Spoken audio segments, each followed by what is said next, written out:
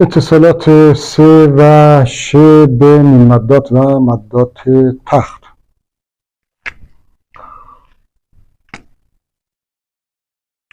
دندانه ها در خط نستعلیق غالبا شکل اره‌ای داشته به این شکل.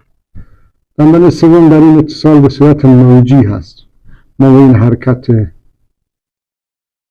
نرم میگیم موجی.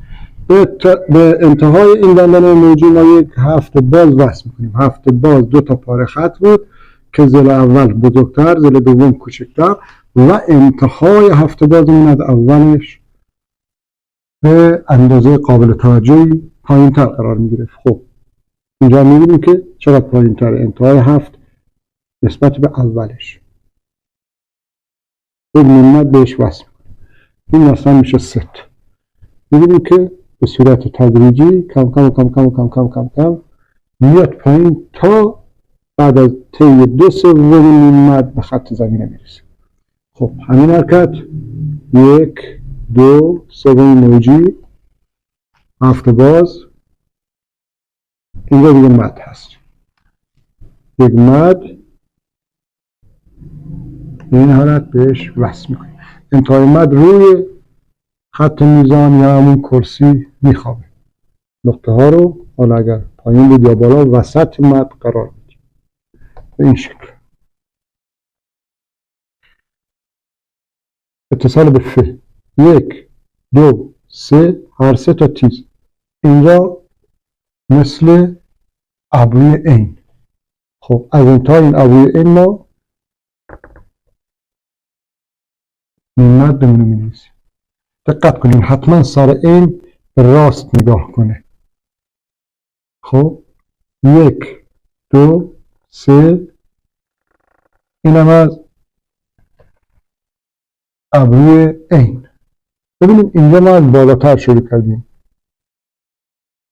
نسبت به اینجا. چرا؟ چون که قرار مد بنویسیم و قاعده کشیده این بود که هرچه طول بیشتر عمق هم بیشتر. عمق این مدمون نسبت به نیم مدمون می‌بینیم که بیشتر هست. خب اینجا هم همین ترتیب از انتهای ابرو یک مد به صورت تدریجی میاد تا این قسمت ها که پایین ترین بخششه.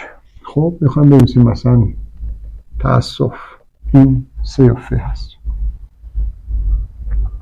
عرض شد که حتما صرفه به راست نگاه کنه. ما نمیتونیم به این شکل بنویسیم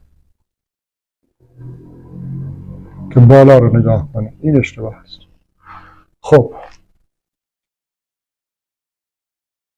حالا اتصال به که یک سا یک دو سوم موجی و این که با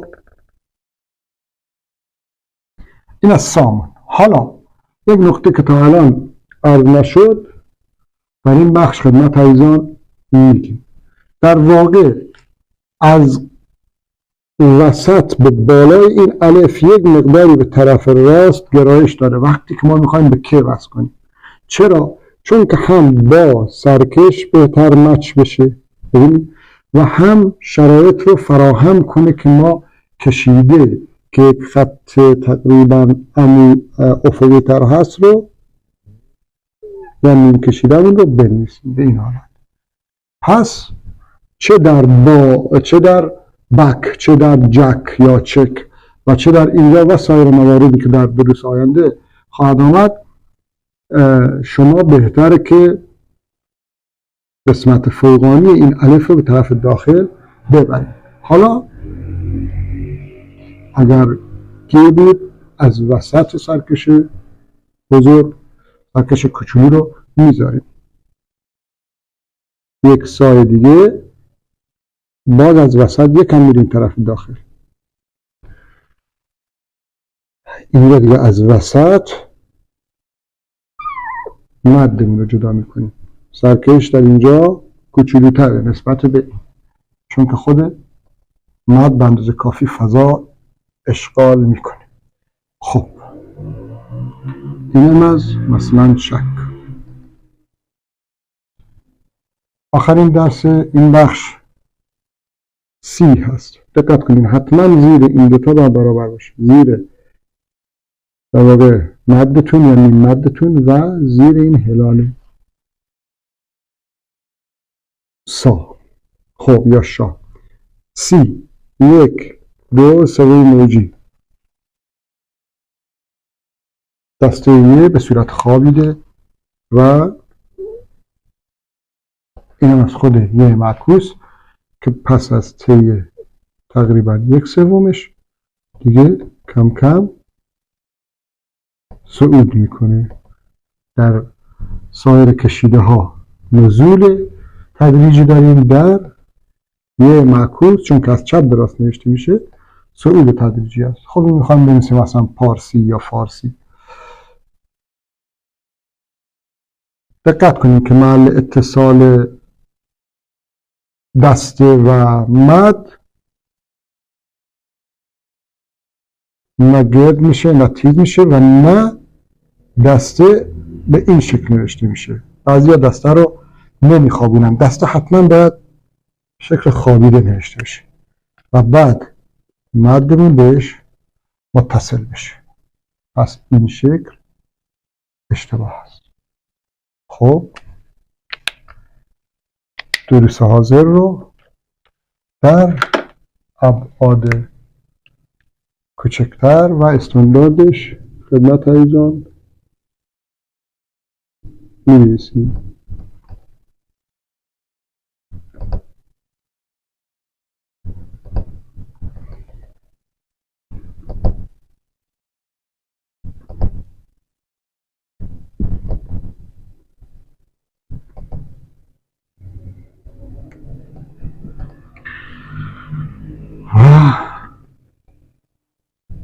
شک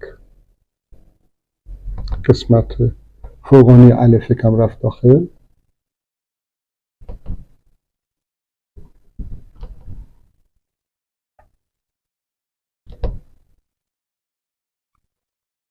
اتصال به مد و نهایتا اتصال به یه.